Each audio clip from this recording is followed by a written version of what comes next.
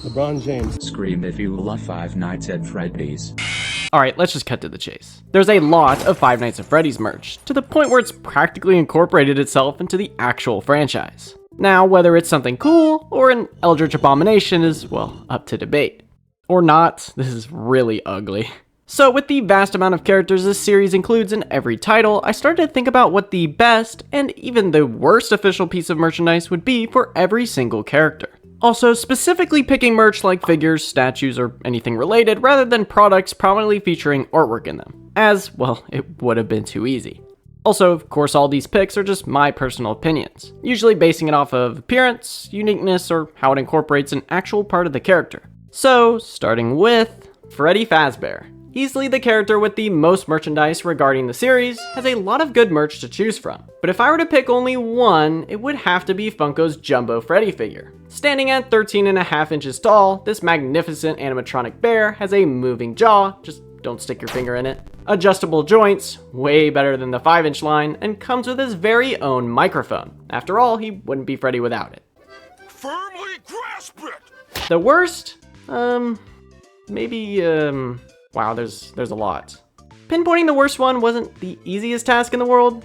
My god, there's some abominations out there. But I truly feel that Sanchi, yes Sanchi's latex Freddy Fazbear mask is one of the worst. Trust me, it smells terrible, it looks terrible, and it didn't even help me against any of the animatronics. Next up is Bonnie. Bonnie is no stranger to both good and bad merch, especially in the figure department. However, as of recently, U2's has been really knocking out of the park with their FNAF line, specifically the haunted variants of the characters. And I think that Haunted Bonnie looks by far the best. It's reminiscent of his jump scare from the first game and even includes his spooky ghost child form above his head. And don't be alarmed when I show you this one, just stay calm, I'm right here. NECA, for some strange reason, got a hold of the FNAF license and decided to basically make straight garbage. I mean, at least you kind of know it's Bonnie? I don't know. With a forehead as big as that, you could probably play a few rounds of tic-tac-toe before you eventually decide to, well, burn the thing.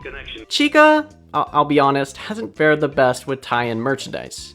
But I've always felt that Sanchi's Collector's Edition Chica plush has always been a standout. Even coming with a magnetic Mr. Cupcake, this plush looks exactly as it does in the actual games. Unlike the Funko version, which to be fair is also seen in the later games, but I think it's pretty ugly. But, this is definitely the worst. Why would anyone even buy this? It legitimately doesn't even look like her.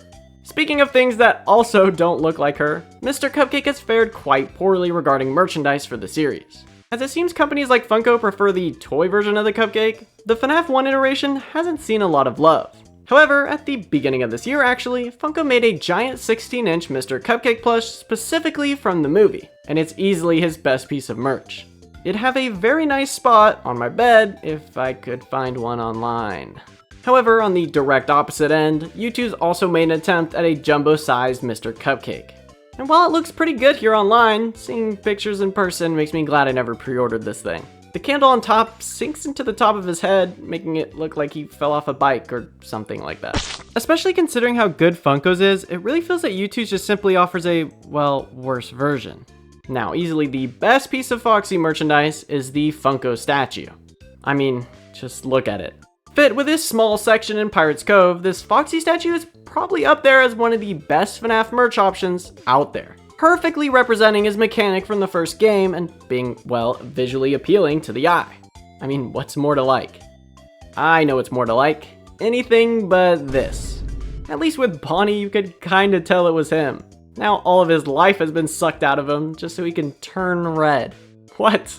This is just bad. Honestly, this might be a strange pick for his best figure, but I really like Funko's small 4-pack figurine set for Golden Freddy. He looks fairly accurate, and is even in his same pose from the actual game, although he's small, like really small.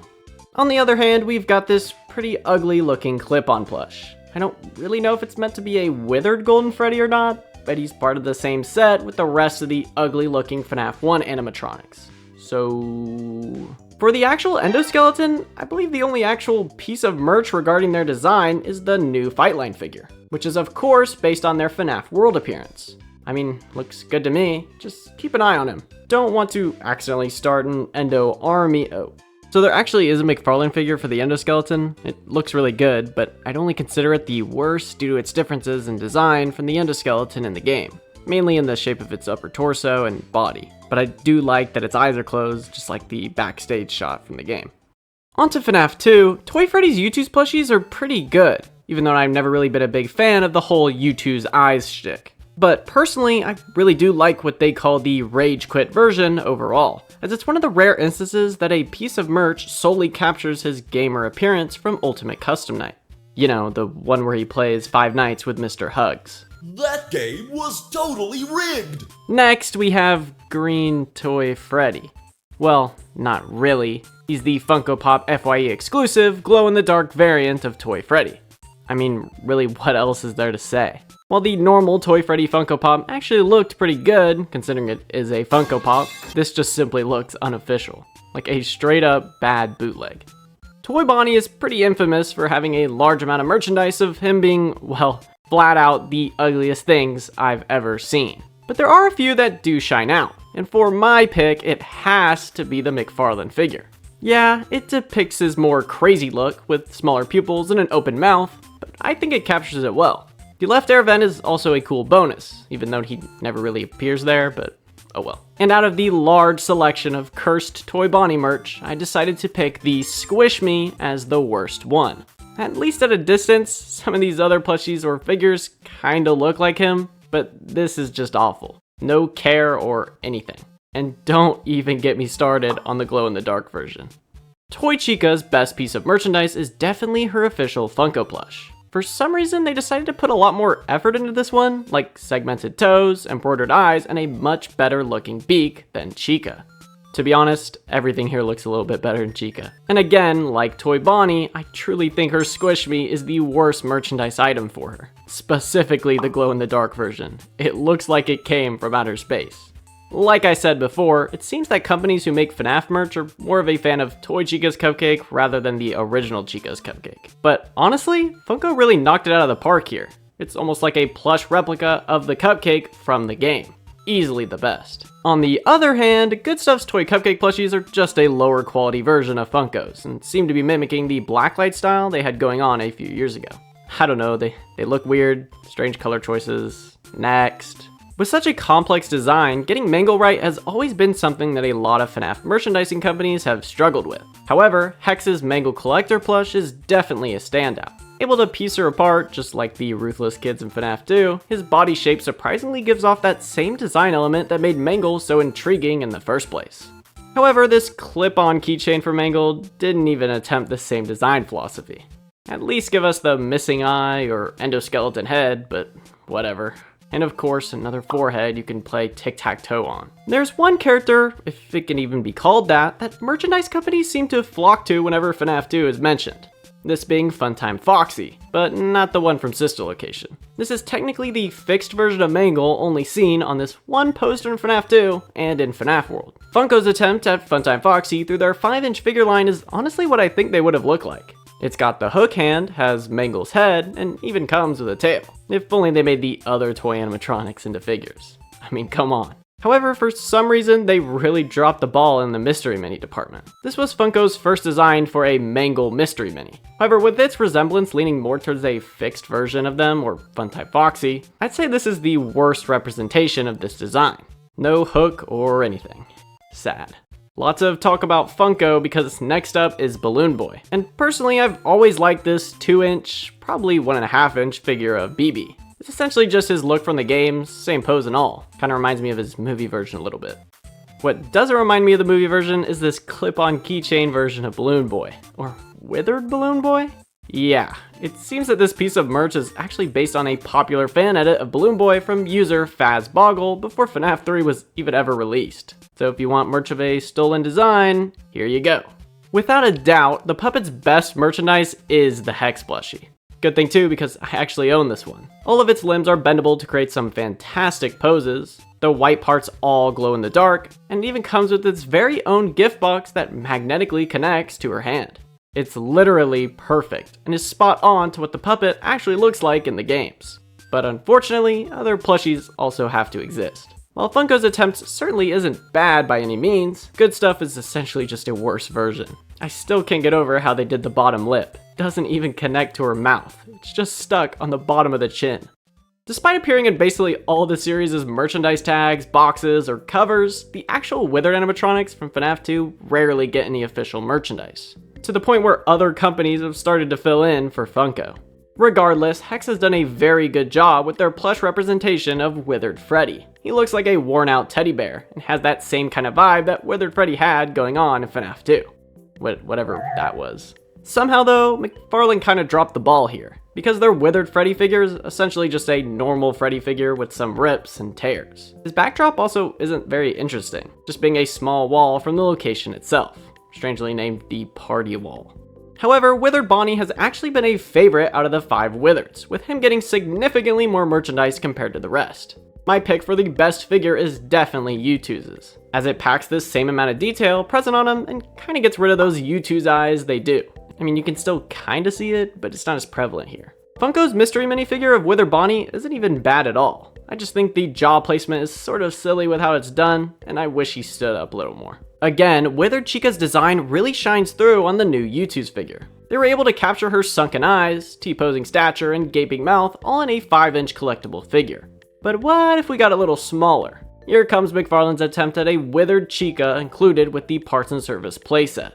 Honestly, it barely resembles her really, almost looking like an unwithered Chica that lost both of her hands. I think missing the T-pose look really hurt the design here, as not having any tears in the parts makes her look kinda strange. I don't know about this one. Once again, for the 3rd time in a row, I truly think U2's knocked it out of the park here with Withered Foxy. I don't think I've ever brought this up, but Withered Foxy has one of my favorite designs in any of the games, and it looks perfect here. Reminds me of when Foxy is with one of the animatronics in the hallway of FNAF 2. That pose is just perfect. However, we've also got another keychain. While it's quite hard to decipher whether this is specifically meant to be Withered Foxy, I like to think so due to the withered part of the ear. This one is just full of strange design choices, fully disregarding the endoskeleton legs, and also...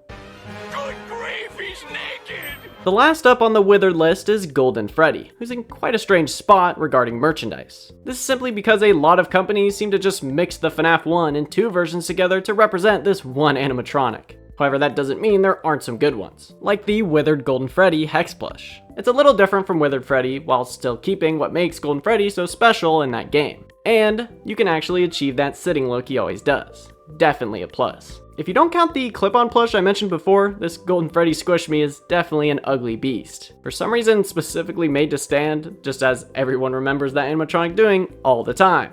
Shadow Bonnie, or RWQFSFASXC, best piece of merchandise is probably the McFarlane set. It's insanely accurate to this character's look from FNAF 2, even including the extra teeth that sets them apart from Toy Bonnie. The set also comes with the main hallway from the same game, which is relatively where Shadow Bonnie was located. Practically perfect. On the other hand, this doesn't even look like the same character. For some reason, Funko had an obsession with making Shadow Bonnie purple. I'd assume to match Shadow Freddy style in any and every merch readily available. This is most evident on the first series' Mystery Mini, who's just a purple Bonnie, which I thought he was already purple. Good news is they fixed this later on, and it looks really good. Just like his Shadow-themed counterpart, Shadow Freddy's McFarlane figure is very accurate and good looking, coming with the Parts and Service room from FNAF 2. If you can't tell by now, I'm a pretty big fan of the McFarlane sets. His worst, probably either the Mystery Mini or the Funko Pop. They're essentially the same thing, being a Freddy Fazbear recolored a strange shade of purple.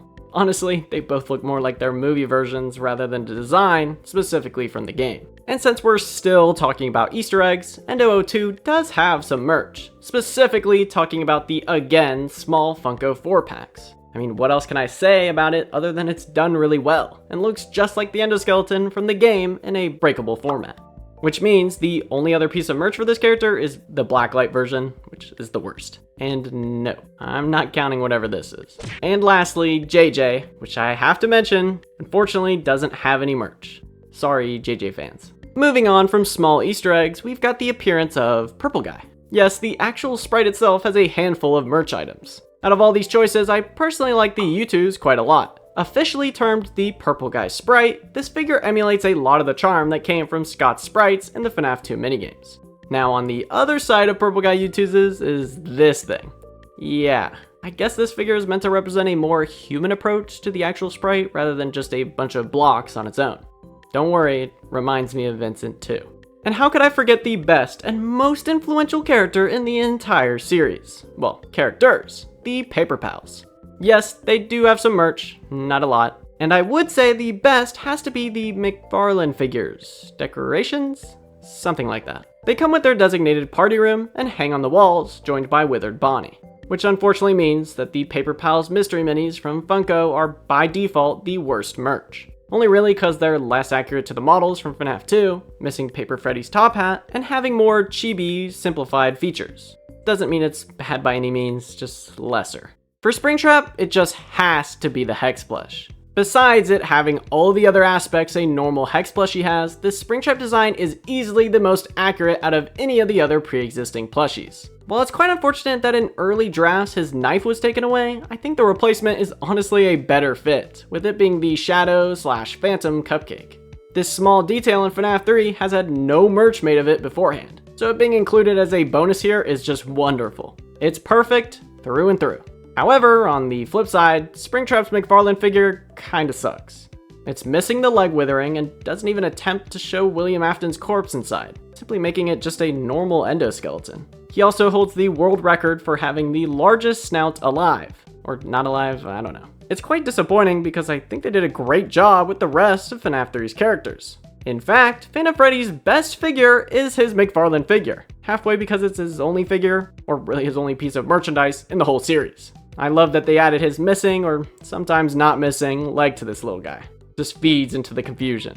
But overall, it definitely looks like him. Speaking of this same figure, it came with an arcade cabinet showing Phantom Chica's face. And yes, I do consider this to be Phantom Chica's best piece of merchandise. It's very cool and creative to actually see her mechanic from the game carried over in merch form. Sadly, this means her other figure, being her Fightline character, is what I'd consider the worst. But this is still a great representation of Adventure Phantom Chica, and personally, I like it a lot. McFarlane wins once again because this Phantom Foxy figure looks phenomenal too. Getting all of his details right, like his missing hook hand and dark red color, this figure is literally perfect. However, we then get to probably one of the worst representations I've seen for a character in the series, which is Hero World's Phantom Foxy.